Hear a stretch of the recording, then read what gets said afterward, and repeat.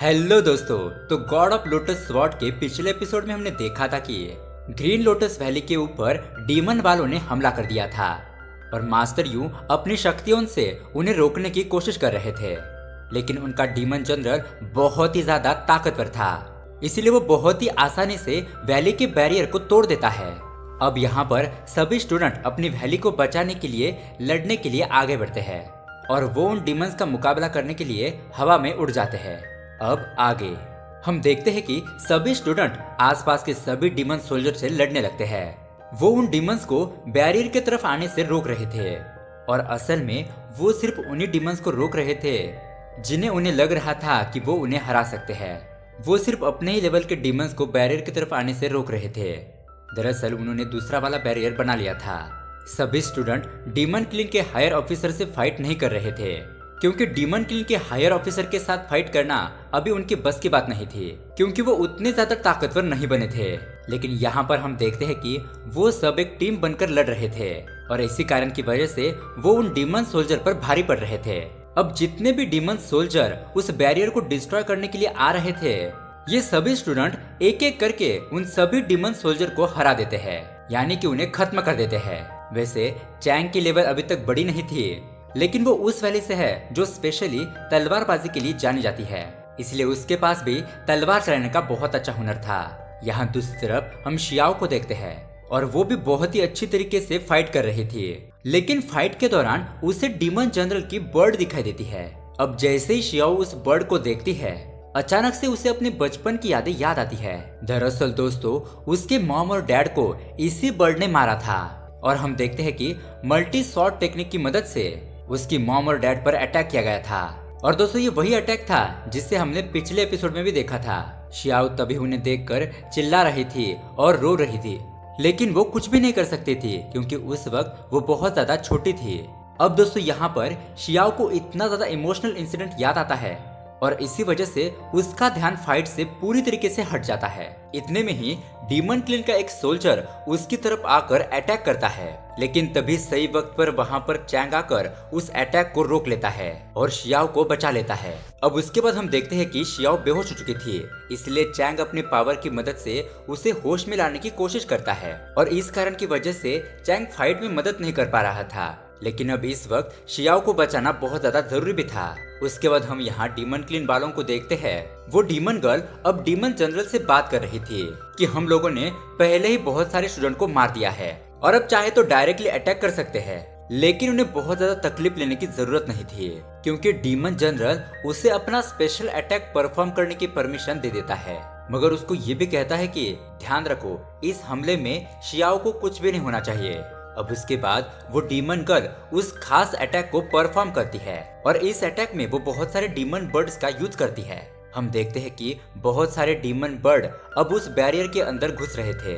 अब वो demon bird बहुत सारे स्टूडेंट को काट लेती है और यहाँ तक कि मास्टर यू को भी रोकने की कोशिश करती है और इस चीज के कारण अब मास्टर यू को बैरियर को बनाए रखने में बहुत ज्यादा प्रॉब्लम हो रही थी।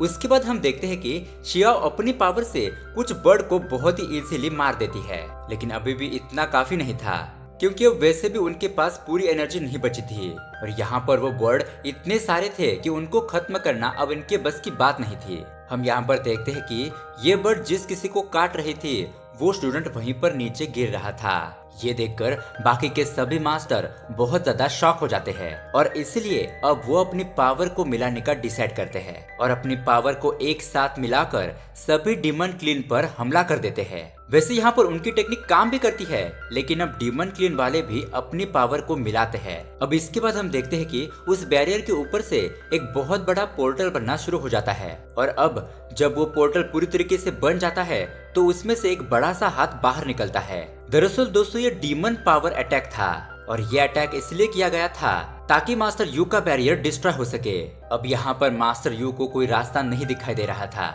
इसलिए वो अपनी आखिरी चाल चलते हैं। इसमें वो एक खास टेक्निक का इस्तेमाल करते हैं और ये टेक्निक कोई मामूली टेक्निक नहीं थी।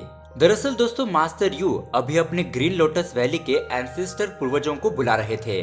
उसके बाद हम देखते हैं थोड़ी ही देर में उनके सारे पूर्वज वहां पर आ जाते हैं जिन्होंने पहले इस वैली को संभाला था।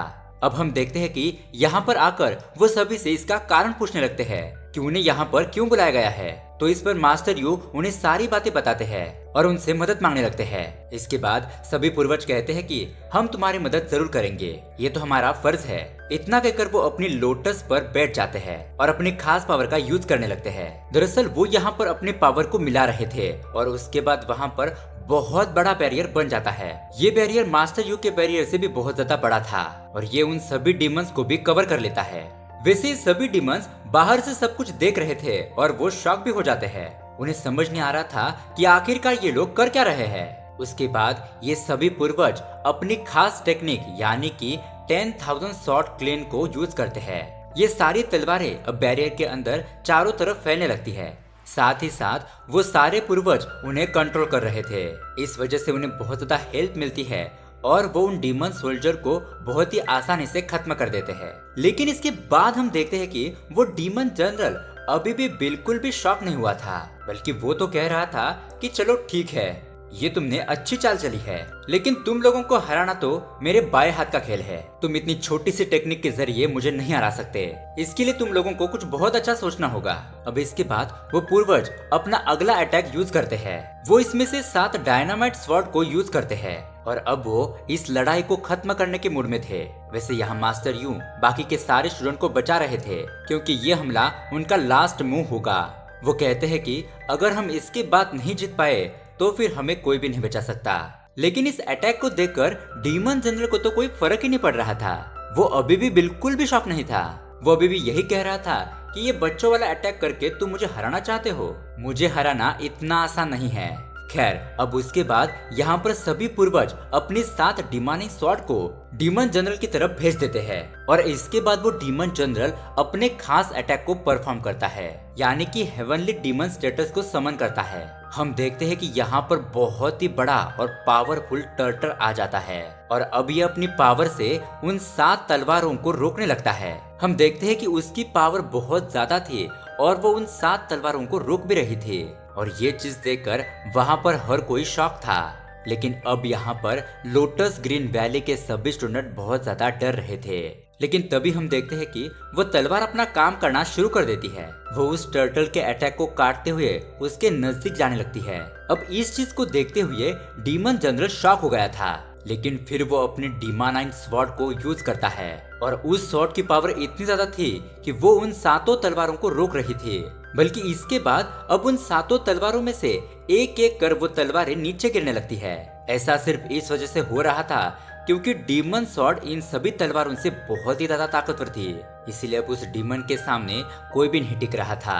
अब यहाँ पर वो सभी तलवारें नीचे गिर जाने की वजह से सभी पूर्वजों की पावर खत्म हो चुकी थी क्योंकि ये उनका आखिरी अटैक था। अब उनकी एनर्जी भी पूरी तरीके से खत्म हो चुकी थी, इसीलिए वो भी गायब हो जाते हैं। और अब ये देखने के बाद मास्टर यू बहुत ज्यादा शॉक हो गए थे और अब वो अपने सभी स्टूडेंट से कहते हैं कि अब हमारे जीतने का कोई चांस नहीं है, अब हम ये लड़ाई हार चुके हैं। तभी वो डीमन जनरल उस डीमन टर्टल से उस बैरियर के ऊपर भी अटैक कर देता है।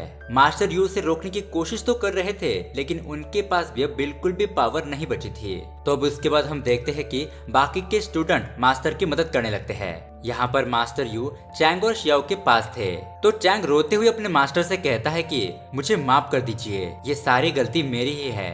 अगर मैं बहुत ज्यादा स्ट्रांग हो गया होता तो आज आपको बचा लेता। लेकिन यहाँ पर मास्टर उसे कहते हैं कि ये सारी बातें अपने दिमाग से निकाल दो, तुम एक ना एक दिन जरूर स्ट्रांग बनोगे, मुझे तुम पर यकीन है। और वो चैंग से कहते हैं कि तुम आज के बाद कभी भी गिव अप नहीं करोगे और हार मानने के बारे में सोचना भी मत। उसके बाद चैंग हाँ कहता है। और दोस्तों ये एपिसोड यहीं पर एंड हो जाता है। अगला एपिसोड देखने के लिए हमारे चैनल को सब्सक्राइब जरूर कीजिए। Thanks for watching.